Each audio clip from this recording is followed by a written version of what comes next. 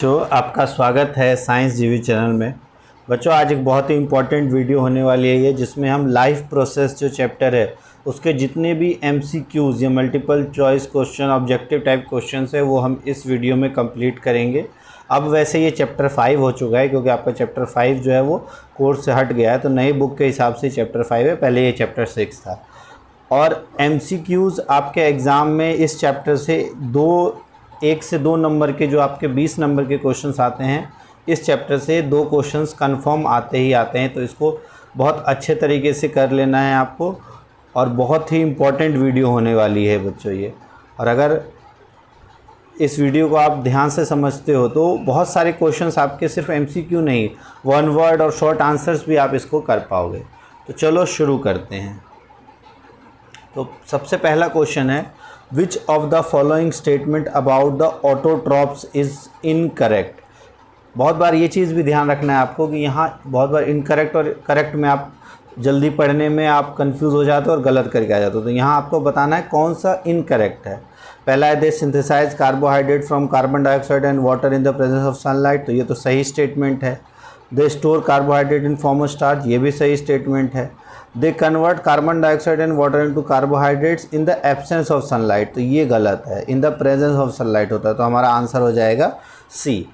Next question देखो, विच of the following group of organism food material is broken down outside the body and absorbed, कि outside the body food जो है वो broke होता है। तो अगर आप बात करो अमीबा में तो नहीं होता, अमीबा तो इनगल्फ होके होता है, तो ये ऑप्शन हटा दो।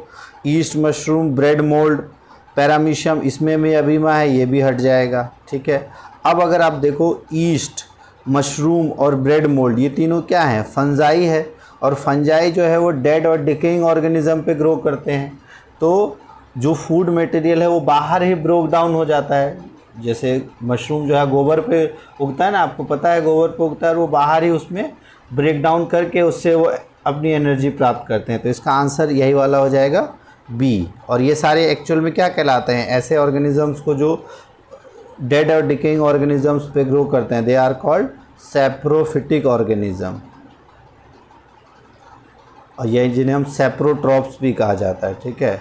तो दे आर सैप्रोट्रॉप्स, जैसे ऑटोट्रॉप्स एंड सैप्रोट्रॉप्स। नेक्स्ट है, select the correct statement, heterotrophs do not synthesize their own food. तो ये बिल्कुल करेक्ट है। हेट्रोट्रॉप्स यूटिलाइज सोलर एनर्जी, ये गलत है। हेट्रोट्रॉप्स सिंथेसाइज, ये गलत है, ये भी गलत है। तो सिर्फ यही एक ऑप्शन, ऑप्शन ए ही आपका सही हो गया। अगला है, which is the correct sequence of parts in human alimentary canal. ये बहुत इंपॉर्टेंट क्वेश्चन है, ये आपका 2018 के CBSE बोर्ड में भी आया हुआ क्वेश्चन है ये, तो इसको ध्यान से समझ लो। इसमें कहा गया है माउथ, स्टमक। अब करेक्ट सीक्वेंस आपको बताना है। पहला देखो, mouth, stomach, small intestine, oesophagus, large. अब ये देखो ईसोफेगस और माउथ यहाँ आ गया, तो ये तो गलत हो जाएगा। तो mouth, oesophagus, stomach, large, large पहले आ गया तो ये गलत हो गया। Mouth, stomach, oesophagus, small, large, तो यही वाला आंसर होगा। सबसे पहले फूड आप माउथ में होता है, माउथ से कहाँ जाता है? स्टमक में, ये भी गलत हो गया क्योंकि पहले ईसोफेगस में जाता है। तो ऑप्शन नंबर डी इसका सही होगा। माउथ से ईसोफेगस के थ्रू स्टमक तक पहुंचता है, और कैसे मूवमेंट के थ्रू? Peristaltic movement. और फिर स्टमक से स्मॉल इंटेस्टाइन, और स्मॉल इंटेस्टाइन में एब्जॉर्प्शन होता है, और जो बाकी पार्ट बचता है उसका वाटर का एब्जॉर्प्शन लार्ज इंटेस्टाइन में। तो ऑप्शन नंबर डी हो गया ये। 5th नंबर क्वेश्चन देखो, इसमें कहा गया है, if salivary amylase is lacking in the saliva, कि अगर आपके सलाइवा में सलाइवरी अमाइलेज कम होगा तो विच of the following event in the mouth cavity will be affected. अब सलाइवरी अमाइलेज करता है क्या है? आपको पता है, ये जो स्टार्च है उसको तोड़ने का काम करता है। तो प्रोटीन ब्रेकिंग डाउन में तो कोई फ़र्क नहीं पड़ेगा, तो ये ऑप्शन नहीं होगा हमारा। Starch breaking down into sugars, ये बिल्कुल यही आंसर होगा, क्योंकि स्टार्च को शुगर में कन्वर्ट कराने का काम ही सलाइवरी अमाइलेज एंजाइम जो होता है उसका होता है। तो ऑप्शन नंबर बी हो जाएगा आपका। अगला है, the inner lining of stomach is protected by one of the following from hydrochloric acid. आपको पता है जो गैस्ट्रिक ग्लैंड है वो HCl, म्यूकस और पेप्सिन एंजाइम रिलीज़ करता है।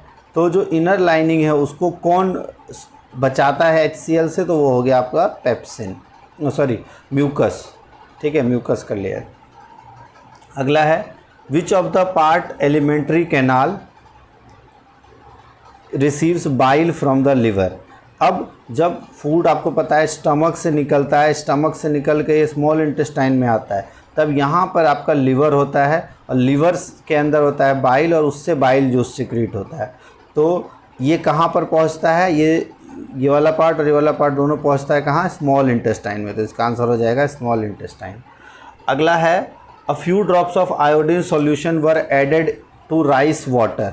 अब राइस वाटर में आपको पता है स्टार्च होता है, तो अगर उसमें आयोडीन सॉल्यूशन डालेंगे तो सॉल्यूशन ब्लू ब्लैक कलर का हो जाएगा। इससे क्या पता चलता है राइस वाटर में क्या है, स्टार्च। ये तो 6th क्लास का एक्सपेरिमेंट है, काफ़ी आसान है। Option number D. अगला है which part of the alimentary canal food is finally digested. Food finally digest हो जाता है किस पार्ट में। तो अगर आप ध्यान से देखो तो इसमें फूड फाइनली किस में डाइजेस्ट होता है, तो सब डाइजेशन जो है फूड का वो लार्ज इंटेस्टाइन में होता है या स्मॉल इंटेस्टाइन में। तो एब्जॉर्प्शन अधिकतर फूड का और डाइजेशन जो है वो स्मॉल इंटेस्टाइन में हो जाता है, लेकिन अगर आप एब्जॉर्प्शन ऑफ वाटर है वो किस में होता है, वो होता है आपका लार्ज इंटेस्टाइन में। तो इसका ओवरऑल अगर आप देखो इसका आंसर हो जाएगा आपका, अगर सिर्फ हमको डाइजेशन पूछा है तो फूड का डाइजेशन उसमें हो जाता है, लार्ज इंटेस्टाइन में बस उसका एब्जॉर्प्शन होता है। तो इसका आंसर हो जाएगा स्मॉल इंटेस्टाइन। ठीक है। अगला इस लार्ज इंटेस्टाइन में डाइजेशन किसी चीज़ का नहीं होता है, उसमें एब्जॉर्प्शन होता है एक्सेस वाटर का। अगला है choose the function of the pancreatic juice from the following. Pancreatic juice का आपको फंक्शन बताना है। अब पैंक्रियाटिक जूस में अभी हमने पढ़ा क्या क्या होता है, पैंक्रियास से जो जूस निकलते हैं, तो ट्रिप्सिन एंजाइम वो प्रोटीन को डाइजेस्ट करता है और लाइपेज एंजाइम कार्बोहाइड्रेट को। फिर ट्रिप्सिन गेट्स एमल्सिफाइड फैट्स, ये नहीं होता। Trypsin and lipase digest fat, ये नहीं होगा। ये होगा जो ट्रिप्सिन है वो डाइजेस्ट करता है प्रोटीन को, और lipase enzyme, lipase actually lipids से रिलेट होता है और लिपिड्स मेनली फैट्स को हम कहते हैं। ठीक है। तो फैट्स और लिपिड्स से आप याद रख सकते हो कि इसका आंसर हो जाएगा डी, कि ट्रिप्सिन जो है वो प्रोटीन को डाइजेस्ट करता है और लाइपेज एंजाइम जो है वो फैट को इमल्सिफिकेशन करता है। अगला है when air is blown from mouth into a test tube containing lime water. जो लाइम वाटर होता है CaOH2, ये आपने फर्स्ट चैप्टर या सेकंड चैप्टर में भी पढ़ा है ना, कैल्शियम हाइड्रोक्साइड का लाइम वाटर को कहते हैं। जब इसमें हम माउथ से ब्लो करते हैं तो मिल्की हो जाता है due to the presence of, किसके कारण, क्योंकि जब हम ब्लो करते हैं तो उसमें कौन सी गैस निकलती है, कार्बन डाइऑक्साइड। और जब ये रिएक्ट करता है कार्बन डाइऑक्साइड के साथ तब ये क्या बनाता है, जैसे CaOH2 कैल्शियम हाइड्रोक्साइड जब कार्बन डाइऑक्साइड के साथ रिएक्ट करता है तो एक कैल्शियम कार्बोनेट बना लेता है, जो कि एक वाइट कलर का प्रेसिपिटेट होता है, और इसी के कारण दीवारें शाइन भी करती हैं और मिल्की कलर भी इसी वजह से हो जाता है। इसका आंसर हो गया कार्बन डाइऑक्साइड। अगला है the correct sequence of anaerobic respiration, anaerobic reaction in east. Anaerobic respiration में अगर आप ध्यान से रखो तो आपको ध्यान रखना है कि ईस्ट में बनता है इथेनॉल, ठीक है, और मसल्स में बनता है लैक्टिक एसिड। तो सबसे पहले तो आप प्रोडक्ट में देख लो इथेनॉल बनना है, तो यहाँ इथेनॉल है, यहाँ लैक्टिक एसिड, ये दोनों यहीं ख़त्म हो जाएगा, ये इथेनॉल। अब इन दोनों में आपको देखना है, तो सबसे पहले ग्लूकोज कन्वर्ट होता है पायरुवेट में, तो ये तो दोनों में गिवन है, ये सही है। फिर माइटोकॉन्ड्रिया, तो अब आपको पता है ईस्ट के अंदर माइटोकॉन्ड्रिया होता है, तो माइटोकॉन्ड्रिया में ऑक्सीजन के प्रेजेंस में होता है, तो ये वाला ऑप्शन गलत हो जाएगा, ये साइटोप्लाज्म में ही होता है, तो इसका आंसर भी हो जाएगा डी। ठीक है। ये छोटी छोटी चीज़ों से आपको अपना आंसर देखना है, बहुत बार कंफ्यूजिंग आंसर्स रहते हैं तो इसको आपको ध्यान से करना है। अगला है which of the most appropriate for aerobic respiration. अब आपको पता है एरोबिक रेस्पिरेशन है तो इससे एनर्जी, कार्बन डाइऑक्साइड और वाटर मिलेगा। तो अब अगर आप देखो तो CO2 और H2O है, CO2 H2O एनर्जी, ठीक है, ये सब है। अब देखते हैं तो ग्लूकोज का जो ब्रेकडाउन है, ग्लूकोज का ब्रेकडाउन कहाँ होता है, साइटोप्लाज्म में, ये आपको पता है। तो साइटोप्लाज्म में ग्लूकोज का ब्रेकडाउन हो गया, पायरुवेट बना, तो ये माइटोकॉन्ड्रिया वाला यहाँ पे ये ग्लूकोज का ब्रेकडाउन पायरुवेट, और पायरुवेट से फिर आपका ये तो गलत हो गया, यहाँ माइटोकॉन्ड्रिया यहाँ हटा दो। सबसे पहले ग्लूकोज साइटोप्लाज्म, तो अब तीनों में साइटोप्लाज्म, फिर पायरुवेट बनता है, ये तीनों में सेम है। पायरुवेट से माइटोकॉन्ड्रिया में कार्बन डाइऑक्साइड H2O और एनर्जी बनती है। तो इसका ऑप्शन नंबर बी आंसर हो जाएगा।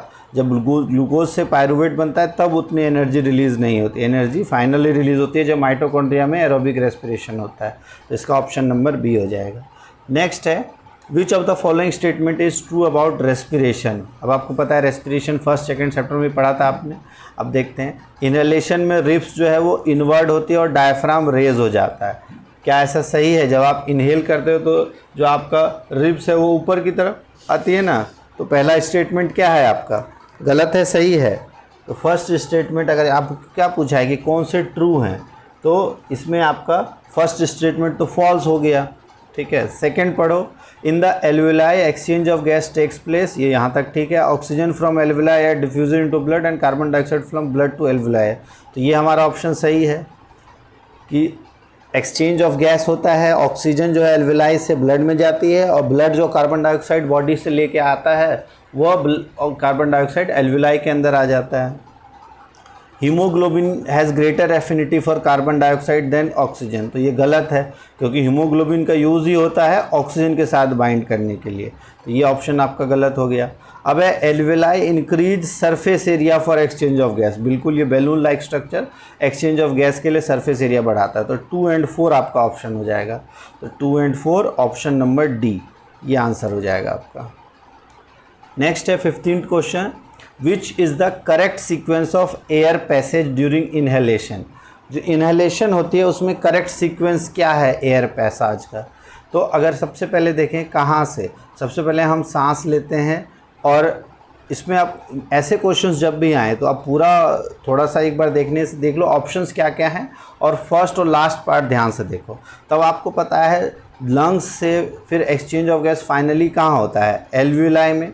तो सबसे मेन जो है वो लास्ट में आपका एल्वेलाई आना चाहिए। तो एल्वेलाई देखो यहाँ होता है, ठीक है। लेकिन अब इसकी अगर देखो नॉस्ट्रिल्स, फेरिंग्स, लैरिंग्स, ये वाला पार्ट आप ध्यान से समझ लो क्या होता है। तो इसका जो अगर आप देखो तो इसका आंसर एल्वेलाई लास्ट में आना चाहिए। और अब 2 है आपके, नेज़ल पैसेज, ट्रैकिया, फेरिंग्स, लैरिंग्स और एल्वेलाई, और इसमें है फेरिंग्स, लैरिंग्स, ट्रैकिया। अब आपको पता है अगर आपने इसका डायग्राम देखा हो तो ट्रैकिया जो है वो बाद में आता है, फेरिंग्स, लैरिंग्स पहले आता है। नॉस्ट्रिल से जाता है फेरिंग्स में, उसके बाद लैरिंग्स, फिर ट्रैकिया और फिर एल्वेलाई में। ठीक है, तो इस तरह से आपका ये जाता है। इसको अगर आप शॉर्ट में याद रखना चाहो NPLTA, ये शॉर्ट वर्ड याद रख सको NPLTA। ठीक है, जैसे IPL से NPL याद रख लो और TA, तो इस तरह से आप ऑप्शन नंबर डी याद रख सकते हो। और ये ध्यान रखना एल्वेलाई लास्ट में ही आएगा इनहेलेशन में, और एक्सहेलेशन में सबसे पहले एल्वेलाई से आता है। ये ध्यान रखना, आपसे पूछा इनहेलेशन, अगर एक्सहेलेशन पूछेंगे तो एल्वेलाई सबसे पहले आएगा। ये पूरा प्रोसेस रिवर्स हो जाएगा। नेक्स्ट क्वेश्चन देखो, during respiration exchange of gas takes place in. Exchange of gas कहाँ होता है? आपको पता है एल्वेलाई में होता है, तो एल्वेलाई ऑफ लंग्स। तो इसका आंसर हो जाएगा एल्वेलाई। लेकिन एल्वेलाई के अलावा और कहाँ एक्सचेंज होता है? तो क्या आप सांस एक साथ ले और छोड़ सकते हो? तो नहीं, पहले आप सांस लेते हो और फिर छोड़ते हो। तो एक्सचेंज एक ही जगह पे होता है, वो होता है आपका एल्वेलाई में। तो इसमें और कोई ऑप्शन नहीं आएगा। ऑप्शन नंबर इसका आ जाएगा बी। 17th क्वेश्चन देखते हैं। अब 17 नंबर क्वेश्चन है, which of the following statement is और आर ट्रू अबाउट हार्ट। अब इसमें अगर स्टेटमेंट पढ़ो आप, पहले ऐसे क्वेश्चंस में पहले आप सारे स्टेटमेंट को आपको पढ़ना पड़ेगा, तब आपको समझ में आएगा कौन सा सही है कौन सा गलत है।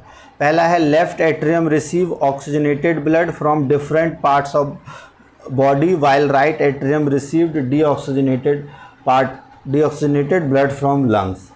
अब लेफ़्ट और राइट वाला आपको अगर इसको ये हार्ट का वर्किंग आपको अच्छे से नहीं पता है तो एक वीडियो इसके मैं लिंक कर दूंगा इस वीडियो के साथ, उसमें आपको पूरा हार्ट का वर्किंग अच्छे से कवर किया गया। वो वीडियो अगर आप देख लोगे तो हार्ट की वर्किंग से रिलेटेड कोई भी आपको डाउट नहीं होगा। ठीक है, तो फिलहाल अगर हम देखें तो लेफ़्ट पार्ट में इन करता है आपका ऑक्सीजनेटेड ब्लड। तो अगर आप देखो तो सबसे पहला तो ऑक्सीजनेटेड ब्लड जो है लेफ़्ट पार्ट से एओर्टा के थ्रू बॉडी के में जाता है और फिर राइट पार्ट में एंटर करता है डीऑक्सीजनेटेड ब्लड।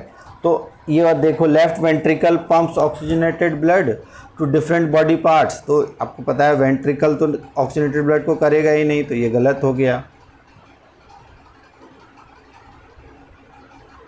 सॉरी एक सेकेंड, ये लेफ्ट एट्रियम नहीं वो वेन्स होता है, यहाँ थोड़ा सा पढ़ने में गलती हो गई है। अब left ventricle pumps oxygenated blood to different body parts while right ventricle pumps deoxygenated blood to lungs, तो ये ऑप्शन हमारा बिल्कुल सही है। तो अगर आप हार्ट की बात करो, हार्ट को अगर आप इस तरह से 4 पार्ट में डिवाइड करते हो, तो ये होता है आपका लेफ्ट एट्रियम, ये होता है आपका राइट एट्रियम, ये होता है लेफ्ट वेंट्रिकल और ये होता है राइट वेंट्रिकल। तो लेफ्ट एट्रियम से ऑक्सीजनेटेड ब्लड आता है फिर लेफ्ट वेंट्रिकल में, फिर इससे एओर्टा के थ्रू बॉडी में जाता है और बॉडी से फिर एक्सचेंज होकर सबसे पहले राइट एट्रियम में आता है, राइट एट्रियम से राइट वेंट्रिकल में डीऑक्सीजनेटेड ब्लड और फिर डीऑक्सीजनेटेड ब्लड राइट वेंट्रिकल से लंग्स में चला जाता है और लंग्स में फिर वो exchange of gas takes place होता है।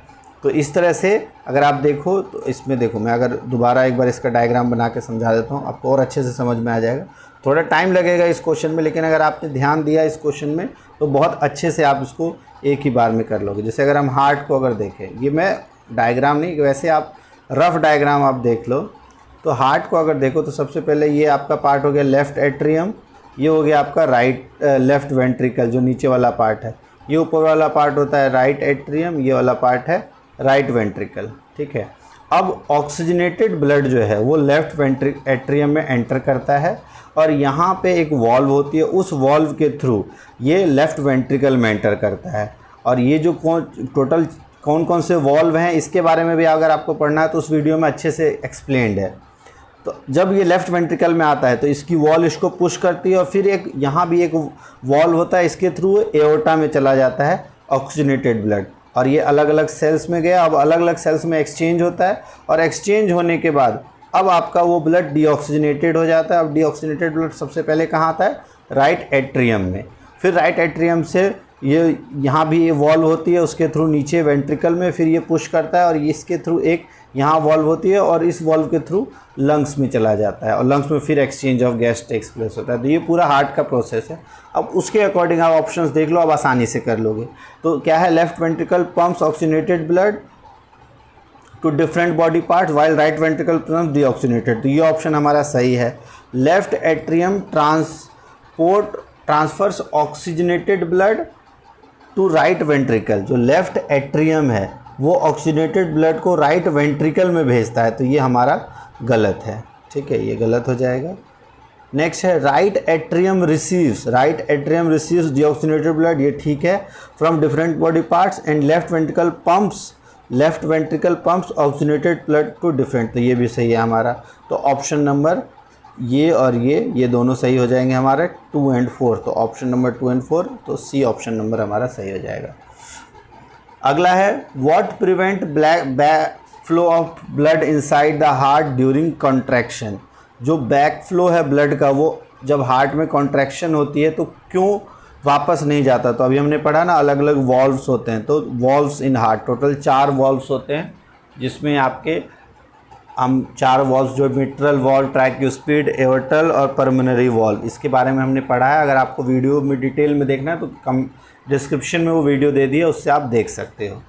अगला है single circulation blood flows through heart only once, single circulation में ब्लड जो है वो हार्ट के थ्रू सिर्फ एक बार जाता है एक साइकिल में, और ये मेनली किस में होता है? सिंगल सर्कुलेशन आपके जो स्मॉलर ऑर्गेनिजम्स हैं, खासकर आपके जो इनवर्टिब्रेट्स हैं उसमें, जिसका एग्जांपल आपका क्या हो जाएगा? मेनली जो आपके मछलियां हैं उसमें होती हैं, और किस में होंगी बताओ? तो इसका आंसर वैसे है हिप्पोकैमस, एक्सोक्यूटियस एंड एनाबस, ये वाला ध्यान रख लेना, ये इसका एक आंसर है। ये थोड़ा सा कॉम्प्लिकेटेड क्वेश्चन हो सकता है आपके कोर्स से हट गया हो, लेकिन इसके आप ऑप्शंस याद रख लो। सिंगल सर्कुलेशन किस किस में होता है, तो ये ऑप्शन हो गया आपका हिप्पोकैमस, एक्सोक्यूटियस एंड एनाबस।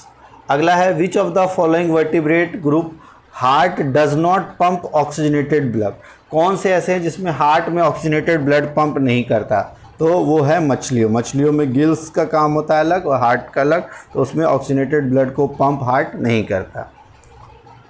अगला है which of the correct statement about arteries. Arteries आपको पता है मेनली आर्टरीज का काम क्या होता है, ऑक्सीजनेटेड ब्लड को आगे बढ़ाना, ठीक है। तो अगर आप देखो सबसे पहला स्टेटमेंट है कि they have thick elastic wall and blood flows under high pressure, collect blood from different organs and bring it back to the heart.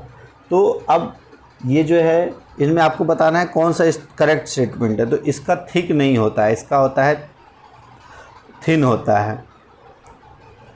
अगला देखें, सॉरी, इसका थिक वॉल होता है but blood flows under high pressure, collect blood from, नहीं ये गलत है। Arteries क्या करती हैं, आर्टरीज तो हार्ट से लेके बॉडी तक पहुंचाती है, तो यहाँ पे ये गलत है। अगला है उनका थिन वॉल है, ये गलत है, इसका थिक वॉल होता है। They have thick wall, blood flows under low pressure, गलत है, ये ब्लड हाई प्रेशर में फ्लो करता है। They have thick wall without valves, इनमें वॉल्व्स नहीं होता, ठीक है। Blood flow under high pressure, ये बिल्कुल ठीक है। And carry blood away from heart to the different parts of body, तो इसका आंसर हो जाएगा डी। फिर है the filtration unit of kidney. Filtration unit of kidney अब हमने पढ़ा है नेफ्रॉन्स, तो इसका आंसर हो जाएगा D. Question number 23, oxygen liberated during photosynthesis comes from. अब जो फोटोसिंथेसिस के दौरान जो ऑक्सीजन निकलती है वो कहाँ से मिलती है। अब आपको पता है जो वाटर है, वाटर का स्प्लिटिंग होता है, जो एनर्जी यूटिलाइज होती है, जो सन से जो एनर्जी आती है उस एनर्जी का यूटिलाइजेशन किस लिए करते हैं, वाटर को स्प्लिट करने में। और वाटर जब स्प्लिट होता है तो हाइड्रोजन और ऑक्सीजन में स्प्लिट होता है, और इस हाइड्रोजन तो कार्बन डाइऑक्साइड के साथ जुड़ जाता है और ऑक्सीजन गैस बाहर निकलती है। तो उसका सोर्स क्या है ऑक्सीजन का, वो होता है वाटर। अगला है ब्लड जब टिश्यू से बाहर निकलता है, the blood leaving the tissue become richer in, उसमें क्या चीज़ ज़्यादा मात्रा में हो जाती है, तो it become richer in carbon dioxide. Why in, because the blood leaving from tissues they have deoxygenated blood. Deoxygenated blood में कौन सा ज़्यादा होता है, तो कार्बन डाइऑक्साइड। नेक्स्ट है which of the following is an incorrect statement. Organism grow with time, it is correct. Organism must repair and maintain their structure, movement of molecules does not takes place among cell. Energy, तो ये option number C है, movement of molecules बिल्कुल होता है through a semi permeable membrane. Next है the internal cellular energy reserves in autotrophs. जो autotrophs जिसे हम कहते हैं प्लांट्स, तो प्लांट्स में जो एनर्जी रिजर्व होती है वो किसके फॉर्म में रिजर्व रहती है, ग्लाइकोजन तो नहीं, ग्लाइकोजन तो एनिमल्स में होता है, प्रोटीन में भी नहीं होता, फैटी एसिड्स भी एनिमल में होता है, तो इसका आंसर होता है स्टार्च। कार्बोहाइड्रेट जो स्टोर होता है as a form of starch. अगला क्वेश्चन देखो, समरी ऑफ फोटोसिंथेसिस। फोटोसिंथेसिस का अगर इक्वेशन देखो, ये तो आप 7th 8th से पढ़ते आ रहे हो। तो फोटोसिंथेसिस में क्या होता है, आप कार्बन डाइऑक्साइड, वाटर का और सनलाइट और क्लोरोफिल का इस्तेमाल करके ग्लूकोज, ऑक्सीजन और वाटर ये निकलता है। तो अब बस इसमें आपको देखना है कौन सा बैलेंस है। तो अब अगर आप ध्यान से देखो सी और डी को, ठीक है, तो सी और डी में क्या क्या है, क्या कुछ डिफरेंस है। तो यहाँ 6CO2 plus 12H2O chlorophyll sunlight, C6H12O6 6O2 plus 6H2O, और C6H12O6 प्लस 6CO2। तो यहाँ पर CO2 नहीं होता है, क्या निकलता है ऑक्सीजन, तो इसका ऑप्शन नंबर हो जाएगा सी। तो इस तरह से बहुत बार आप कंफ्यूज भी हो जाते हो, तो इसका ध्यान से समझ लेना। अगला है choose the event that not occur in photosynthesis. Photosynthesis में इसमें से कौन सा इवेंट नहीं होता है, absorption of light energy by chlorophyll, तो बिल्कुल ये होता है, ठीक है। Second, reduction of carbon dioxide to carbohydrates, carbon dioxide carbohydrates में रिड्यूस हो जाता है, बिल्कुल ये भी सही है। थर्ड है oxidation of carbon to carbon dioxide, ये ऑक्सीडेशन होता है क्या कार्बन का कार्बन डाइऑक्साइड में। और चौथा अगर देखो conversion of light energy into chemical energy, तो ये भी सही है, ये भी सही है, ये भी सही है। ऑप्शन नंबर डी हमारा ये गलत हो जाएगा।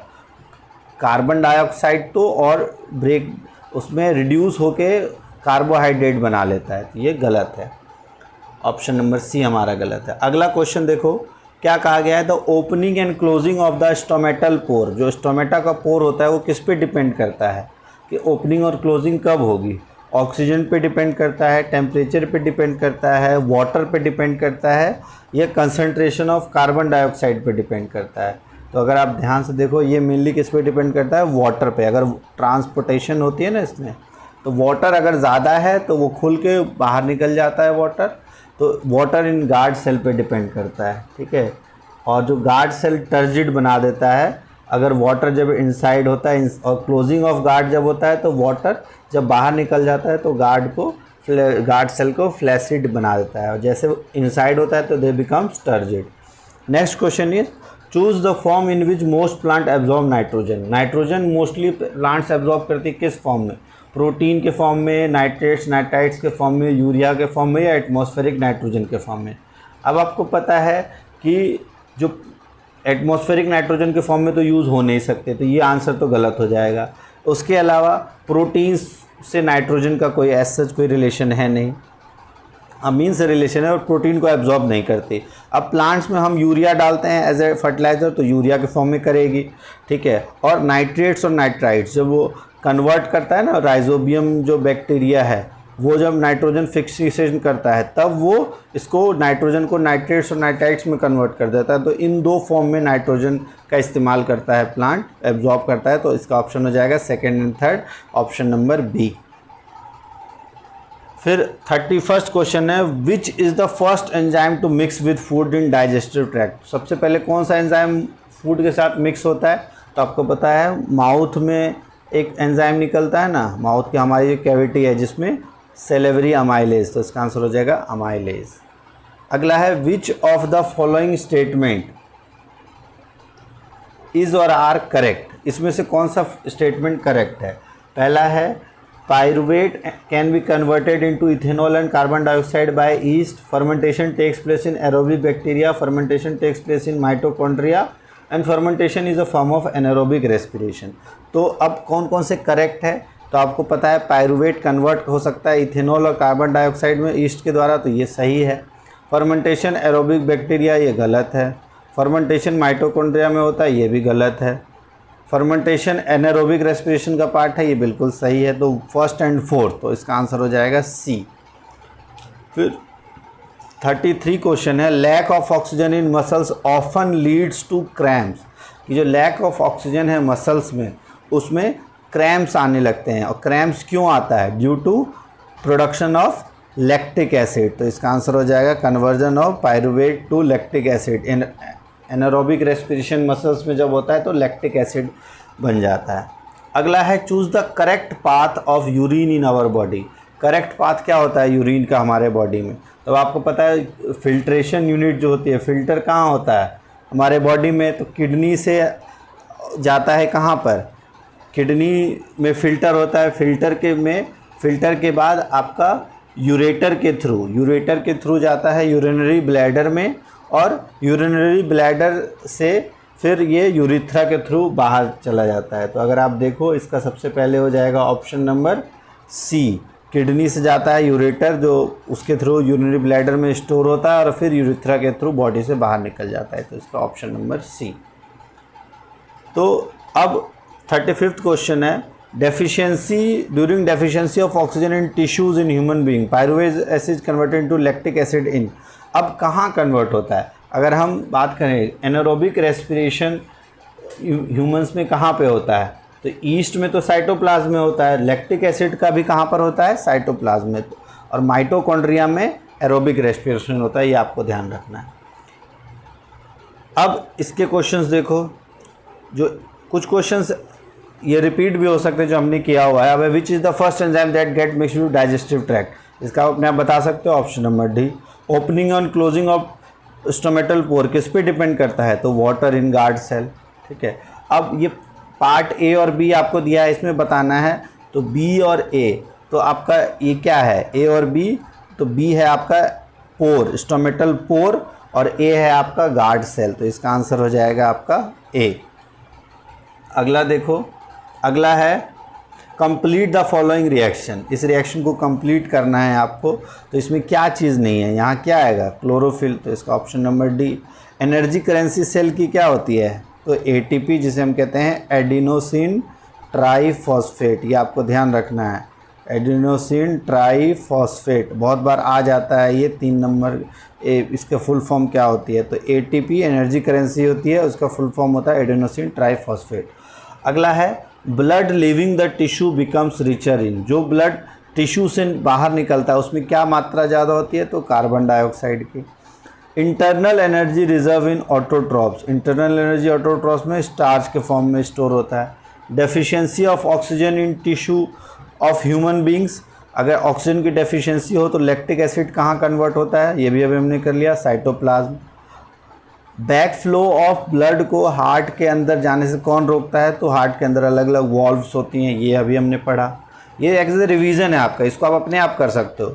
विच of the following enzyme needs an acidic medium to be active, कौन सी एंजाइम को एसिडिक मीडियम की ज़रूरत होती है, तो पेप्सिन, पेप्सिन एंजाइम को एक्टिव मीडियम की ज़रूरत होती है। अब ये कुछ क्वेश्चन है आपके असर्शन और रीजनिंग वाले, इसको थोड़ा ध्यान से समझ लो, और ये बहुत आता है आपका। इसमें 4 तरीके के ऑप्शंस होते हैं कि अगर दोनों सही हैं असर्शन और रीजनिंग तो करेक्ट एक्सप्लेनेशन हो जाता है, तो ऑप्शन नंबर ए। अगर दोनों सही हैं और करेक्ट एक्सप्लेनेशन नहीं है तो ऑप्शन नंबर बी। थर्ड है अगर ए ट्रू है, बी आर फॉल्स है तो सी, और ए फॉल्स है आर ट्रू है तो ऑप्शन नंबर डी। तो अब इसके कुछ क्वेश्चंस देख लेते हैं, काफ़ी इंपॉर्टेंट हो जाता है। एक नंबर में 4 क्वेश्चंस आते हैं आपके एग्जाम में, इसको ध्यान से समझ लो।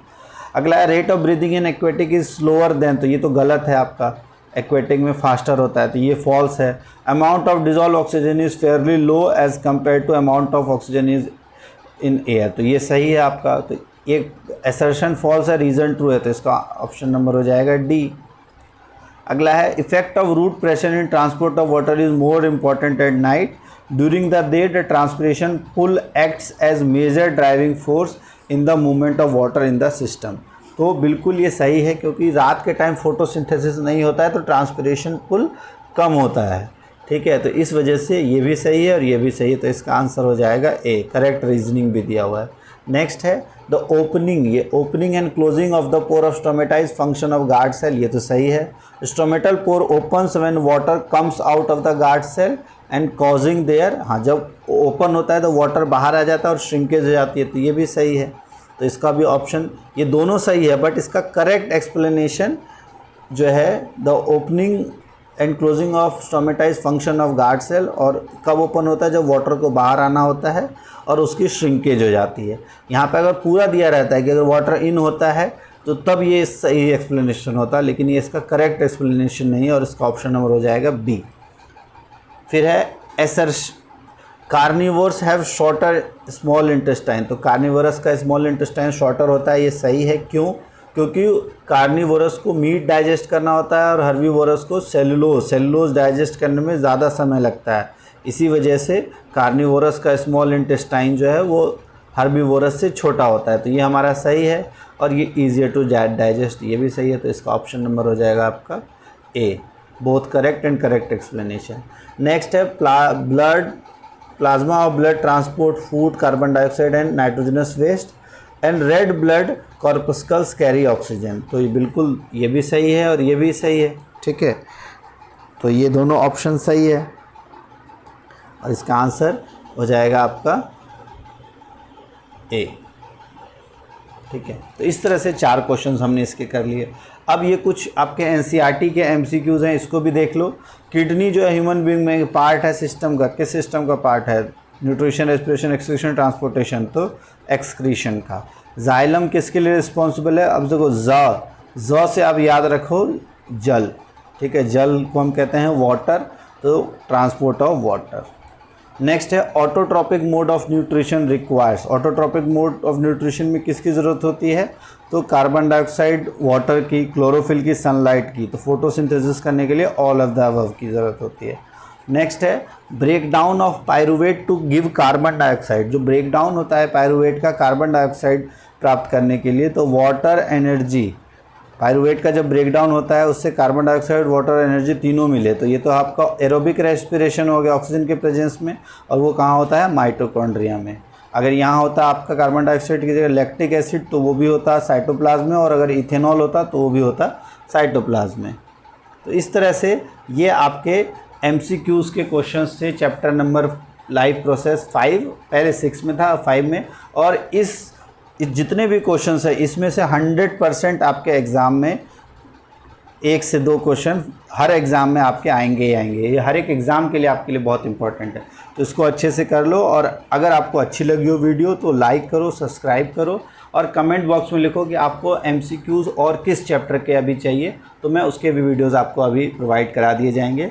और इसको शेयर करो, और अगर किसी क्वेश्चन में डाउट है तो उसको आप कमेंट बॉक्स में लिख सकते हो। वीडियो को लाइक ज़रूर करो, और चैनल को अगर सब्सक्राइब नहीं किया है तो चैनल को भी सब्सक्राइब कर लो। Thanks for watching science JV।